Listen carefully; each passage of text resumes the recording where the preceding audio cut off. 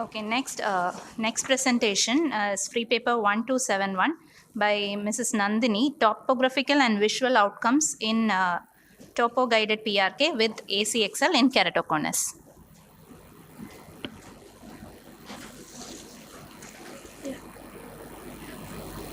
Yeah, good afternoon, everyone. I am here today to present our outcomes of simultaneous topo-guided PRK along with cross-linking in keratoconus patients. I have no financial interest. So we all know that keratoconus is characterized by irregular astigmatism, reducing the patient's visual acuity, which significantly impacts patient's quality of life. So two things we need to address in keratoconus. One is the biomechanical instability, which we address by doing collagen cross-linking. Other one is irregular corneal surface. For that, we have both. We can do either a subtractive procedure or an additive procedure.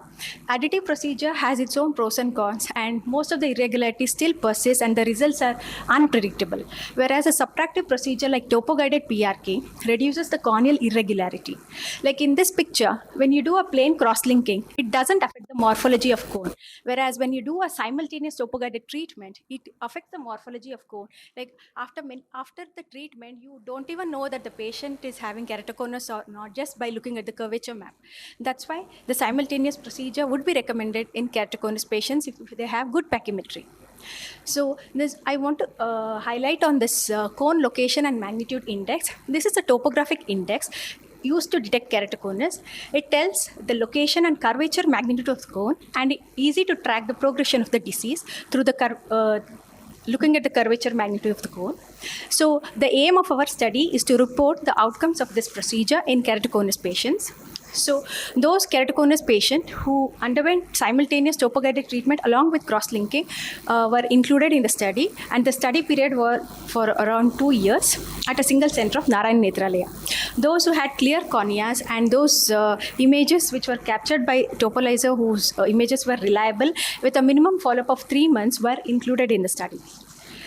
Once we have the data from the topolyzer, the reliable images were transferred to a planning station. Once we do the planning, then first we do a PTK of around 50 microns, then followed by a topo-guided treatment.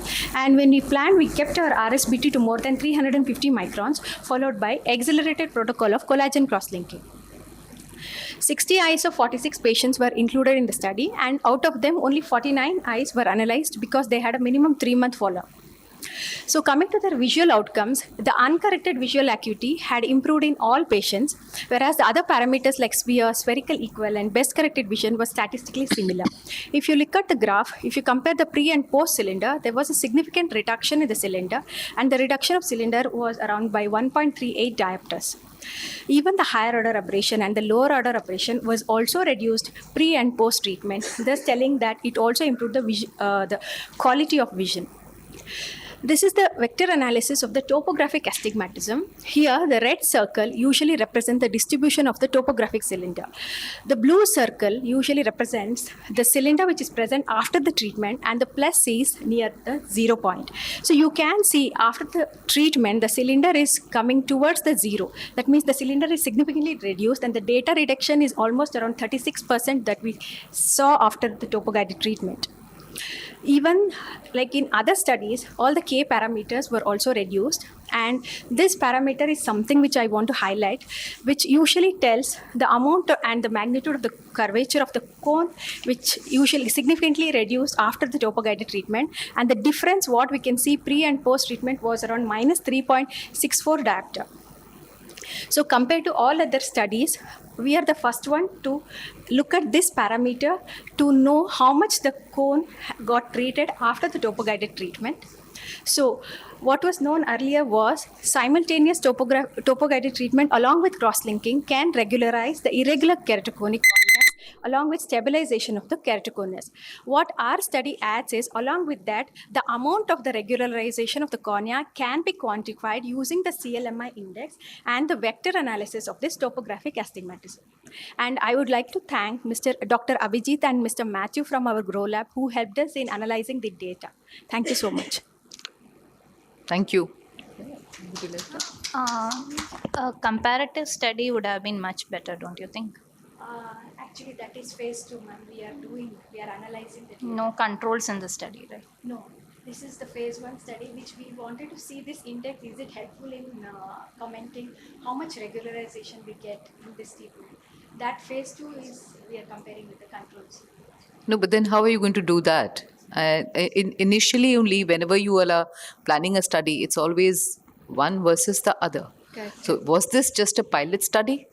No, it was just a retrospective analysis of the data. But then it is also an interventional study. Correct. Yeah. Correct. And then you have made the page. You also said something about, I may have got it wrong, that for 3 months you all waited, did the I think the scans and waited, something like that. What No, was those that? who had minimum 3-month follow-up. Follow up, I understood that you had, but pre, No, ma'am. nothing like that. Nothing like that. Right. Okay. Thank you. Thank you.